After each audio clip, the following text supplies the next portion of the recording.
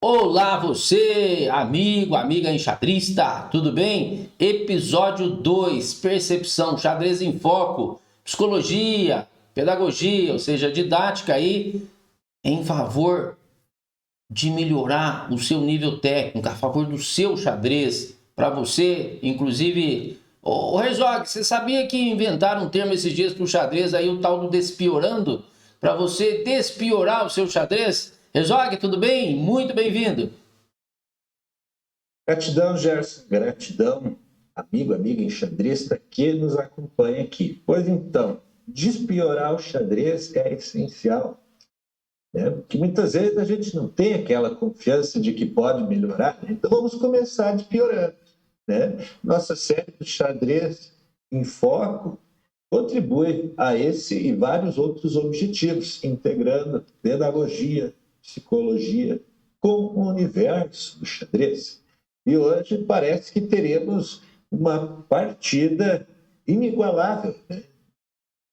Exatamente. Olha aí, se você não tá sentadinho, cinto de segurança você não vai ter aí, claro, né? Você tá na sua poltrona e tal, mas ó, segura aí bem que nós vamos chacoalhar a coisa que hoje esse tabuleiro vai pular peça para tudo quanto é lado, porque nós vamos estudar o Nesmetidinov, o Rashid, ali da época do tal, e o Chernikov, uma partida jogada em 62.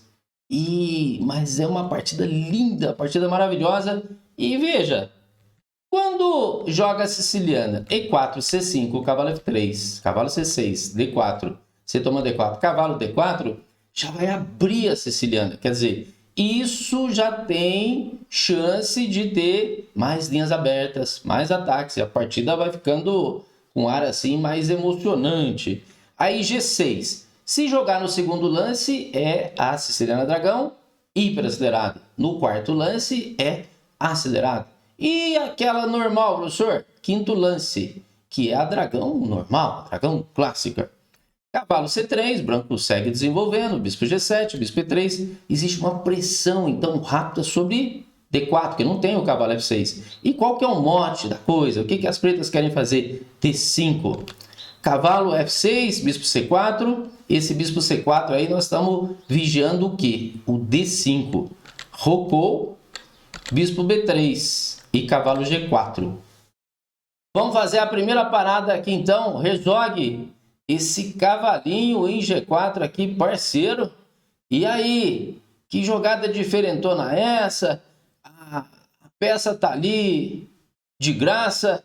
O que é que você tem de percepção aí para contar para a gente dessa situação que se apresenta no tabuleiro agora?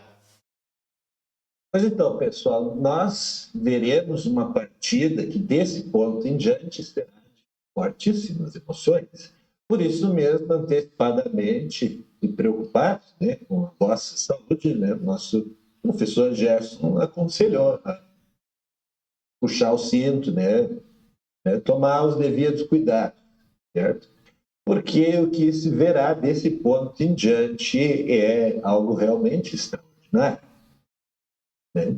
A nível de percepção, nesse momento, a gente tem um jogo tradicional dentro do que essa abertura costuma exibir para nós, né? E o professor Gerson bem explicou didaticamente, pedagogicamente, o que enxadristicamente se conhece sobre esses lances até.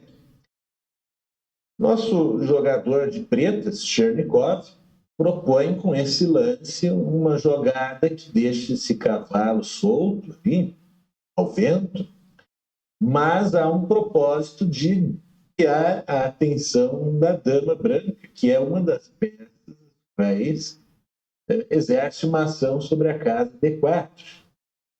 Se a dama vem a capturar o cavalo de G4, ela não vai estar contribuindo para a defesa do ponto D4, junto com o bispo, e o cavalo poderá ser recapturado.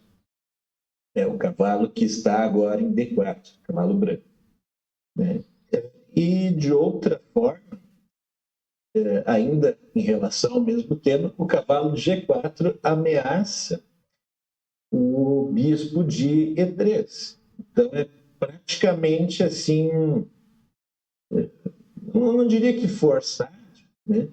Mas obriga a branca a tomar uma decisão, né? E como reagir, né, a lances que nos colocam diante da obrigatoriedade de fazer algo, né, que a princípio não estava ainda nos planos.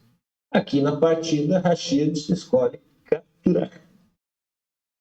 Exato. Aí fez lá dama G4 e é o que o Herzog colocou mesmo. Esse bispo aqui é o coração da posição aqui na siciliana aberta, porque protege o centro e ataca a ala do rei. Então, se por acaso aqui, quando fazesse, e a ideia era tomar aqui em D4, quando fizesse a captura em G4.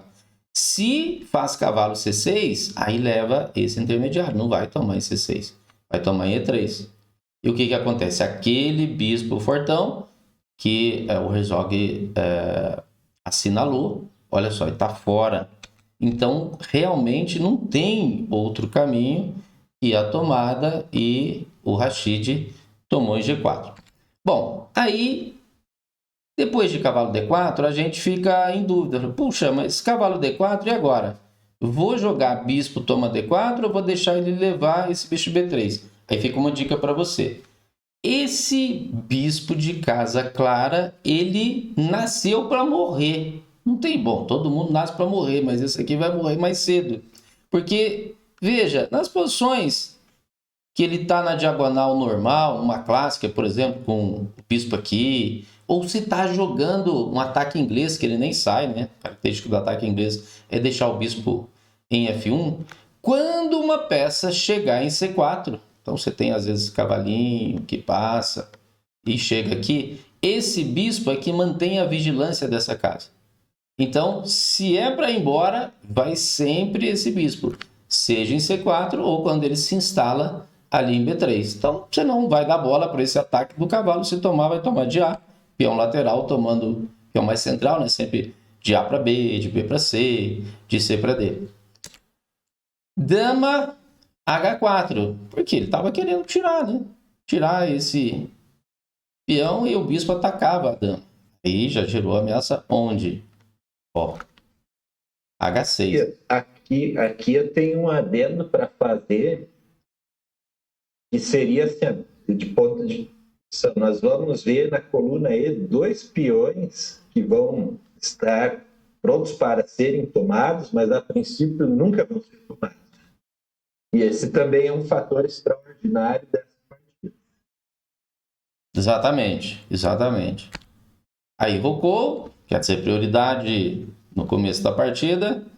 Ó, esse verdinho aqui é porque é uma briga pelo território.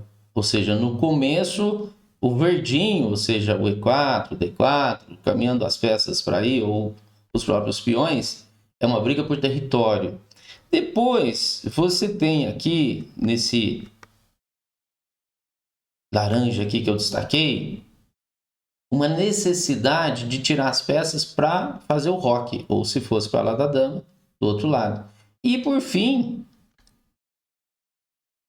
esse azul é para completar o desenvolvimento. Então, se eu dividir em 3, o verdinho é a prioridade rápida ali da partida, porque senão o outro domina o centro, você não tem como brigar por ele. A não ser um centro hipermoderno, que você vai jogando pelas laterais, as peças já ficam, os fianquetos já ficam prontas para isso. Mas veja, briga pelo centro, o verdinho. Depois, o laranjinha aí, para poder buscar a segurança do rei e terminar o desenvolvimento da ala da dama por conta de que todas as peças devem chegar para o meio jogo prontas para luta, prontas para brigar. Então, bispo F6, e aqui é um momento que você deve ficar aí bem preso à sua cadeira, que você vai levar um susto agora. Herzog, inclusive não foi eu que selecionei essa partida não, foi o Herzog. Eu escolhi uma parte ali dos nossos estudos, os temas, né, e partidas, outras coisas o Herzog escolheu.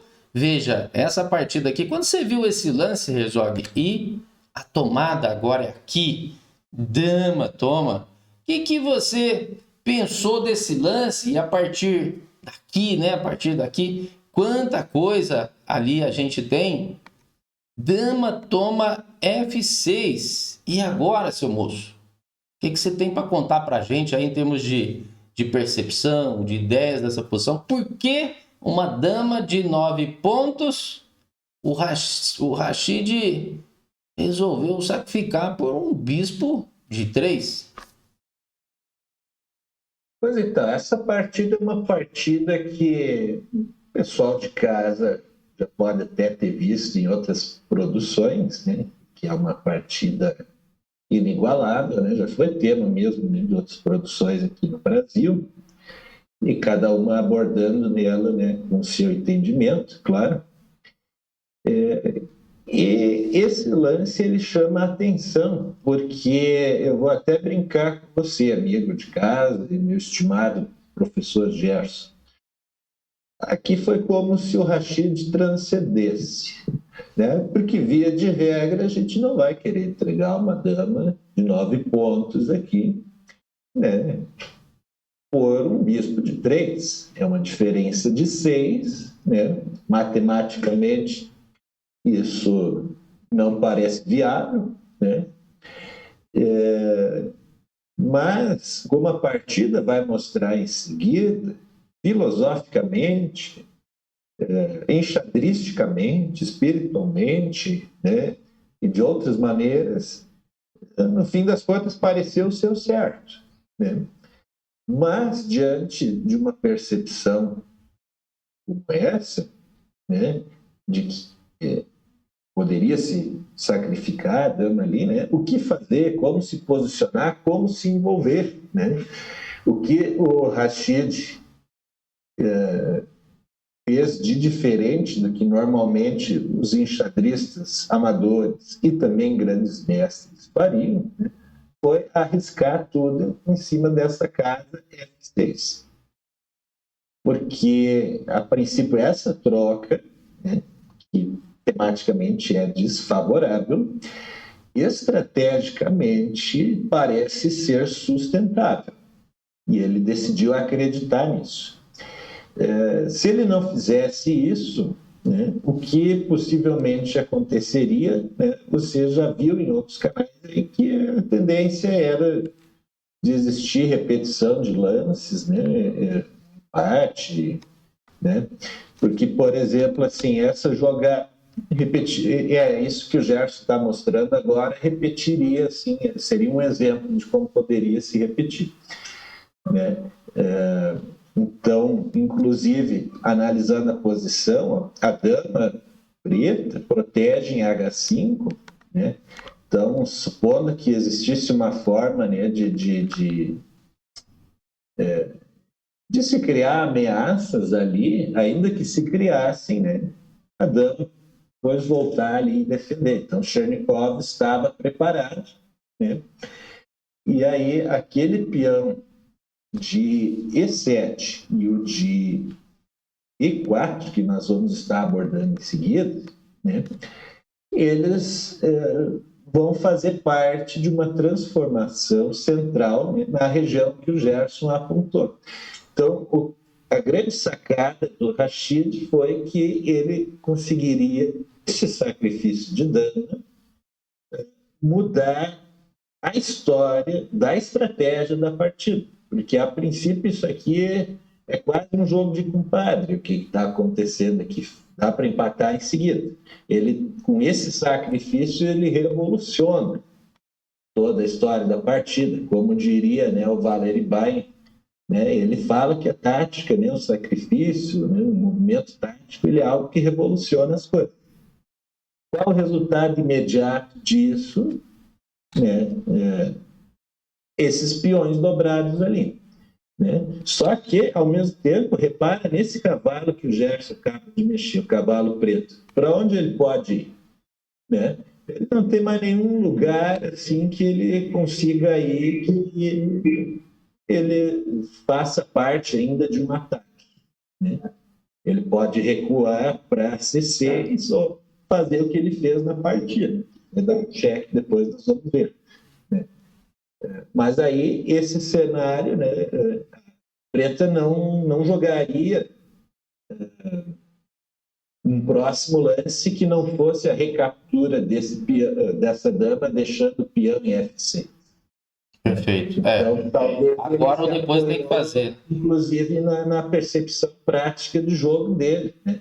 De que o oponente tinha um tempo com essa recaptura e ele teria tempo suficiente para organizar algo. Né? Então, quando ele fez isso ali, sim, tem o sacrifício, ele não deu a peça, que viu que a perderia. Né? Ele deu a peça pensando na exploração. Inclusive, vou pedir para ti marcar, Gerson, diagonal A1H8. Tá? Tanto faz por onde tu começar. Que, a princípio, desde o início da partida, é o tema estratégico principal, é o território onde o jogo está sendo jogado. Então, quando ele faz esse sacrifício, é que ele ganha poder nessa. Nós vamos ver isso em seguida. Legal. Se tomasse direto, e aí parte desse material cedido, que a gente falou, de dama toma, bispo 3 pontos. Agora já recuperamos mais 3, 6. Aí tá dobrado, tá isolado, atrasado todo o desenvolvimento, só tem a dama jogando, mas o bispo tá forte. E é exatamente a diagonal que o Herzog comentou, que é a diagonal aqui que vai ter uma briga por ela, é a diagonal chave do processo. Então, o que o Oleg faz? Ele joga cavalo E2. Então, esse cavalo, ele vai atrasar, digamos assim, a sua ida para D5, né? Porque agora vai tomar, aí o cavalo tem que voltar, é como se você conseguisse ali retardar um tempo, mas a casa tá ali o D5 e nós vamos bater nisso agora. Torre E8, atacando o E4, e aí cavalo D5 envolvendo tática. Olha lá. F6. Então, se por acaso tomar, leva... Sim. Repare como esse peão ficou venenoso agora, né? Exatamente. Aí ele teve que defender, bispo D4, ó. Aquele momento lá, né, se tivesse tomado direto, teria bispo toma D4, então estaria apontando. Aí isso aqui é bacana, né, da estratégia e da tática, porque a estratégia você tem um plano, que é pressionar F6. Ah, mas o cavalo iria rápido lá, ele foi para E2. Puxa, ele fez a manobra e volta, porque ele sabe que é aqui que ele precisa atacar.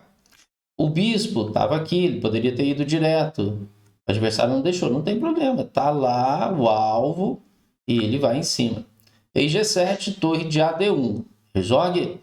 Agora é com você, esse torre de AD1, comenta ele pra gente aí também, aspectos psicológicos aqui que você está conseguindo perceber dessa posição.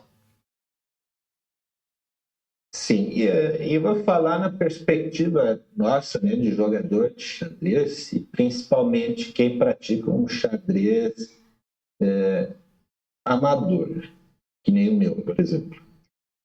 A gente quer sempre atacar e atacar e atacar, e às vezes a gente, principalmente quanto mais iniciante, mais se verifica isso, a gente às vezes ataca com uma peça só. Só que nessa partida, a peça de maior poder, né, já saiu do jogo. Né? É como a gente imaginar um Brasil, né? Imagina a Copa de 62, daqui a pouco os brasileiros se viram sem o Pelé. Tinha Garrincha, tinha... Como é que era o nome dos outros? Tinha Didi, tinha vários, né? Milton Santos. Então, o pessoal tinha uma equipe. Né? E aí, esse torre de AD1 é um aumento da força ofensiva da branca, porque ela vai precisar. Né? As peças mais fortes, né? No caso, a peça mais forte das brancas, a dama não está mais no jogo. Né? E, inclusive, a nível de percepção de jogo, quando se consegue essa torre para cá, repara no bispo e na torre de A8 das pretas. Não estão jogando ainda, né?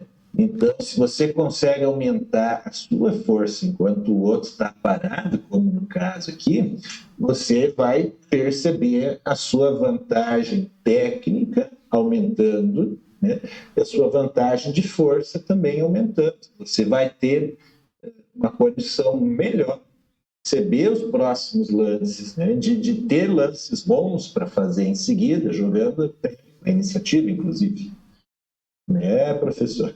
Exatamente, e algo importante, né, para a gente observar é que assim, ele tem uma dama de 9 pontos e a gente só juntando essas duas aqui que ele não tem, né, o adversário não tem, se já tem 6 pontos, se considerar o bispo como 3,5 nas posições abertas, né? O que é uma posição aberta? Lá no Capablanca, o fundamento do xadrez, ele fala, olha o centro, olha as alas. Se tiver peões em ambas as alas e a região central estiver mais aberta, você tem bispo mais forte que cavalo. E aí é aquele caso que a gente fala do bispo 3,5. Então, 6,5 por 9. Porque se a gente olhar esses peões, o que acontece com esses peões aí? É igual, né? Ele está dobrado lá, mas sai um peão de um lado e sai do outro. Então, é realmente, por isso que essa partida é maravilhosa, é realmente só um bispo e cavalo contra a dama. Mas veja que o Herzog comentou, praticamente só tem a dama jogando, né? Esse não está jogando, não está jogando, e esse ainda está preso. Quando a gente estuda o xadrez vitorioso, que teve os 5 volumes traduzidos, 2 deles, Seirawan e Silma, que é o de estratégia e tática, no de estratégia, você tem lá a perspectiva do alvo. Então, como que eu jogo as minhas peças? Qual que é a minha orientação para elas? Estabeleço um alvo. E aqui é esse alvo, torre de AD1, D6, o que ele quer agora? Torre D3. E esse torre D3, ele vai fazer o bispo D7, ó, F3. Onde é o alvo? F6. Quando tomar F6, se recuperar ali com a torre, já está caindo qualidade. Então já está muito próximo da questão posicional, né, que está boa aqui, se aproximar também da material. Porque onde é que está a compensação das brancas pelo material cedido? Atividade das peças, estrutura toda destruída, quebrada das pretas, né? Peão isolado em D6, peão dobrado em F. Só que tem um desequilíbrio grande de material. Quando tomar em F6, a ideia, se as pretas tomarem com a torre, você já tem uma aproximação. Aí no tabuleiro não tem a dama do branco, mas tem o equivalente, né? Se ganhar a qualidade. Seguindo lá, bispo B5, bispo C3, tá com a dama bem posicionada ali, teve que reagrupar, teve que voltar para D8, e agora fez o cavalo F6, e aí cabe mais um comentário aqui, olha que coisa impressionante. O bispo de B5 ataca F1, o que a gente está imaginando? Que ele vai tirar. Ele vai tirar a torre, mas não tira. O Rashid faz cavalo F6. E, curiosamente, bispo E2, cavalo H7 e rei G8. Herzog, conta para o pessoal por que não dá para tomar aqui e qual a impressão que você está tendo aí desse momento do jogo. Qual que é o problema imediato ali de rei toma o cavalo? Vai desproteger o quê? Pois então, se esse rei captura o cavalo, ele abandona o contato que ele está tendo agora com o peão de F7, né? E ele vai poder ser capturado pela torre branca com cheque, vindo a perder a torre preta em seguida, porque este mesmo peão de F7 é quem agora protege a torre de E6. No xadrez, assim como na vida, é importante a gente prestar muita atenção às conexões, certo? Então, por exemplo, esse cavalo, ele não foi oferecido, ele foi oferecido em sacrifício dessa forma, com o objetivo, né, de seguir colocando ações na região aí da casa F6, F7. O Rashid poderia ter abordado a posição com uma ideia diferente, por exemplo, um cheque duplo do cavalo em H5 ali, né? Por exemplo. Isso, duplo cheque aqui. Uhum. Só que isso ali, talvez, no fim das contas, se tornasse menos funcional, né? Seria menos funcional porque ele não consegue capturar F7, ele só consegue, assim, de produtivo, ou jogar um cheque de cavalo em F6 de novo, que não vai resultar em nada, né?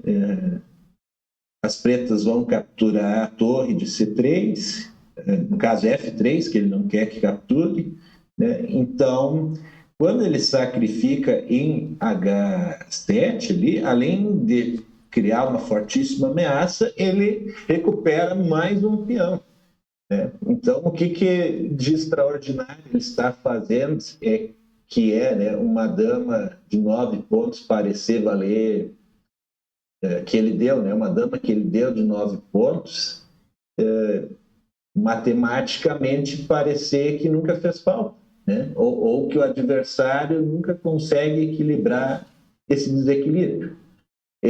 Existindo, mas ele nunca é sentido, né? Então, essa é uma parte a nível de percepção que extrapola um pouco o que normalmente a gente pensa no xadrez, e esse é um jogador, assim como outros, né, como Tal, como Stein, né,